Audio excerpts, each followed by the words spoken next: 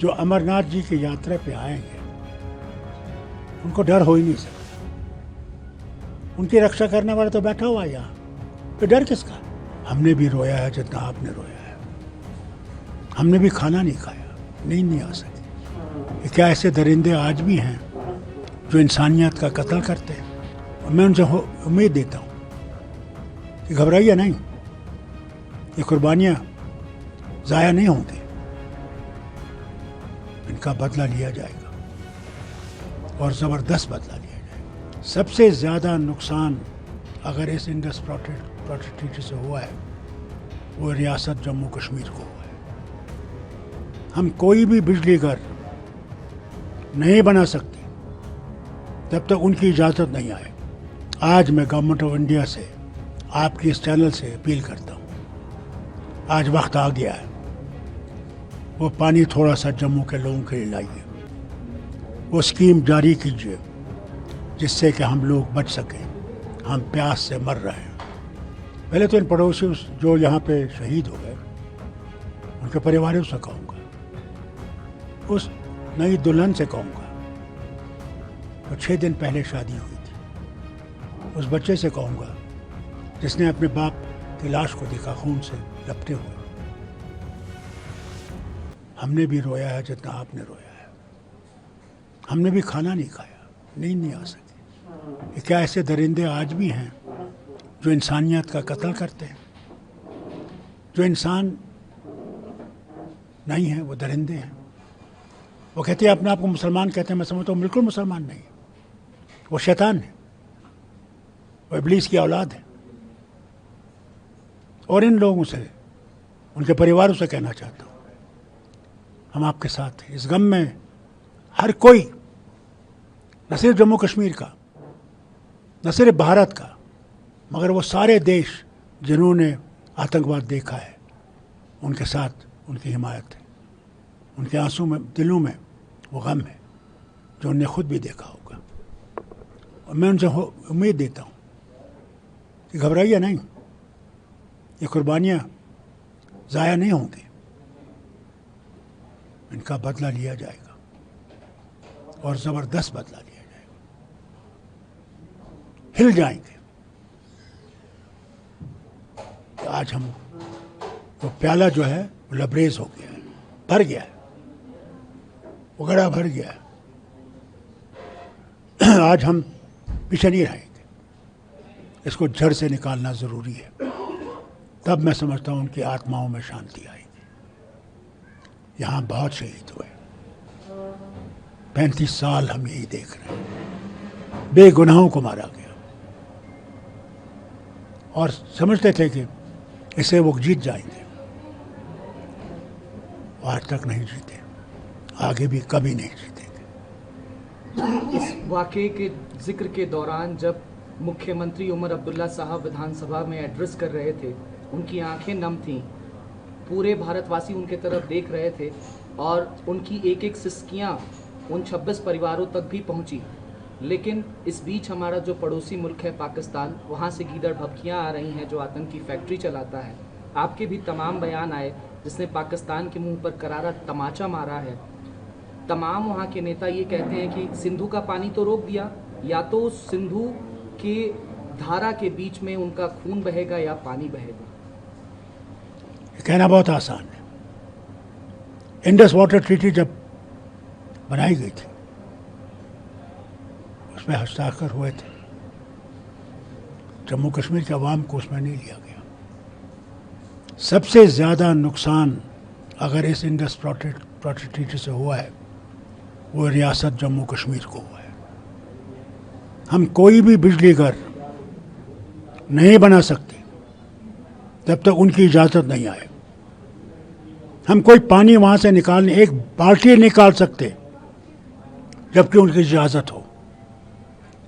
हमारा winter capital है जिसे जम्मू कहते हैं, पानी से महरूम है। मैंने पहली हुकूमत में कोशिश की थी कि वहाँ का पानी वहाँ के लिए लाया जाए। 200 करोड़ का हमने प्रोग्राम बनाया था, प्लान बनाया था, मगर वो रुक गया क्योंकि वर्ल्ड बैंक ने कहा ये इंडस वाटर ट्रीटी के अंदर आता है। आज मैं गवर्नमेंट ऑफ इंडिया से, आपके इस चैनल से अपील करता हूँ, आज वक्त आ गया है, वो पानी थोड़ा सा जम्मू के लोगों के लिए लाइए, वो स्कीम जारी कीजिए जिससे कि हम लोग बच सकें। हम प्यास से मर रहे हैं। बाकी उनका चिल्लाना कि हम ये करेंगे वो करेंगे, हम इनह्यूमन नहीं हैं। हिंदुस्तान गांधी का देश है और गांधी के देश में ज़रूर आज हमने उनको धमकी दी है पानी बंद करने के लिए, मगर हम उनको मारेंगे नहीं।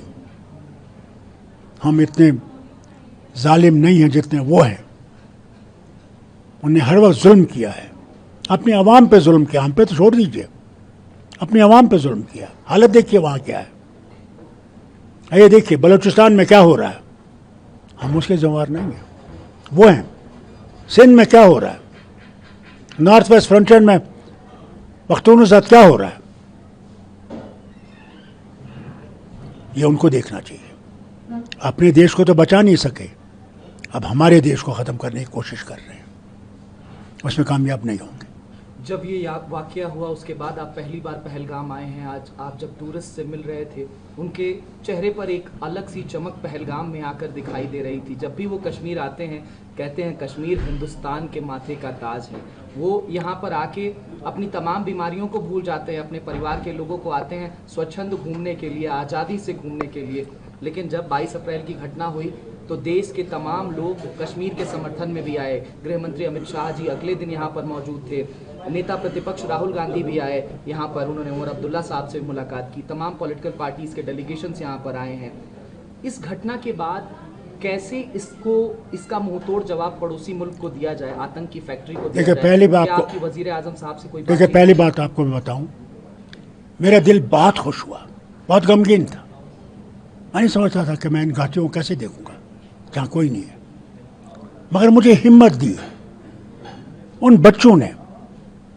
जब मैंने उनसे पूछा, कहा अंकल हमें कोई डर नहीं है, हम आए हैं आपके साथ खड़े, बच्चे आपके साथ खड़ा होने के लिए, इससे बड़ी बात और क्या हो सकती।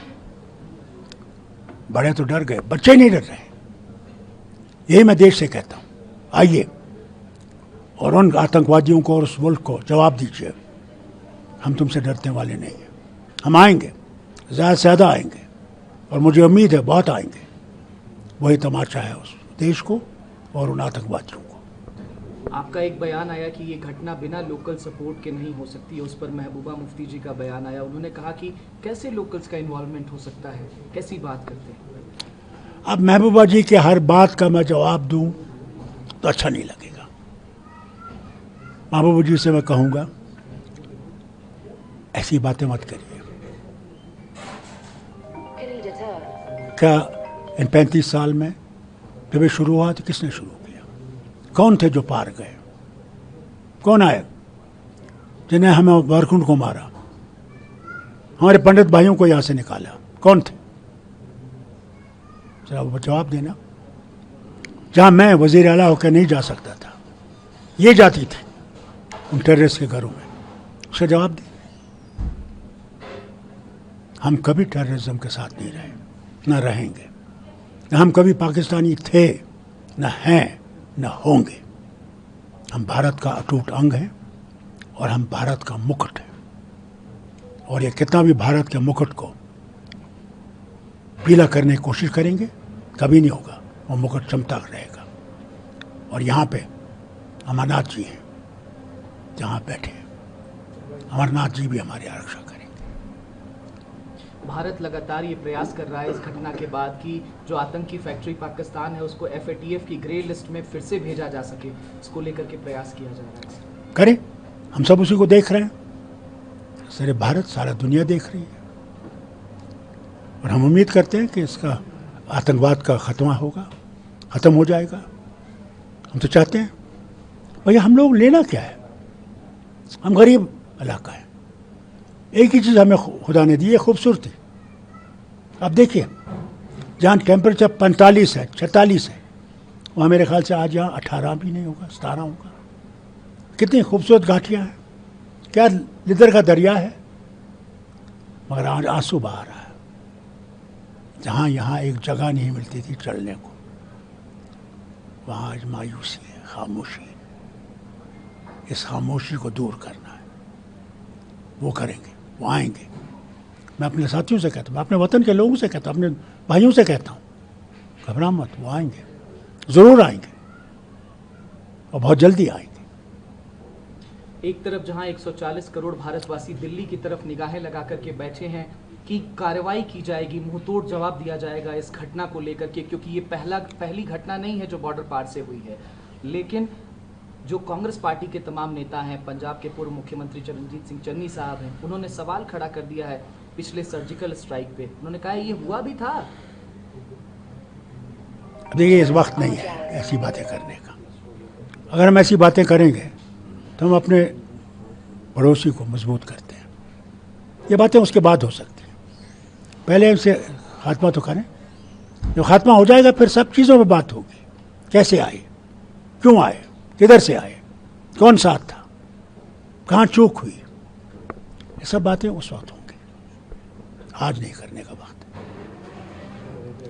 डॉक्टर साहब, जब भी मैं ANI पर आपका इंटरव्यू करता हूँ वो अमूमन बहुत लंबा हो जाता है, लेकिन आज अंतिम सवाल पूछ करके ये इंटरव्यू खत्म करूंगा।